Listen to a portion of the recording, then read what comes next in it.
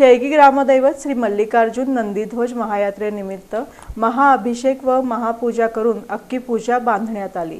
शेळगीचं ग्रामदैवत श्री मल्लिकार्जुन नंदीध्वज महायात्रेनिमित्त रविवारी पहाटे श्री मल्लिकार्जुन मंदिरातील शिवलिंगास महारुद्राभिषेक आणि महापूजा करून अख्खी पूजा अर्थात तांदूळ पूजा बांधण्यात आली। यानंतर मंदिरापासून नंदीध्वज सवाद्य मिरवणुकीनं शेळगीकर मळा येथील महादेव मंदिरात आगमन झाल्यानंतर रुद्राभिषेक महापूजा पार पडली।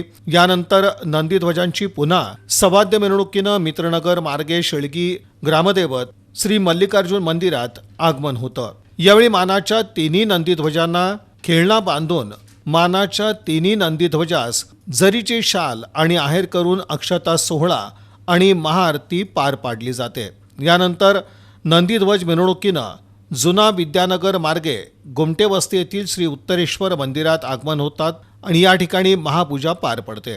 उपस्थित सर्व भाविकांना आणि नंदीध्वज धारकांसाठी महाप्रसादाचं आयोजन करण्यात आलं होतं।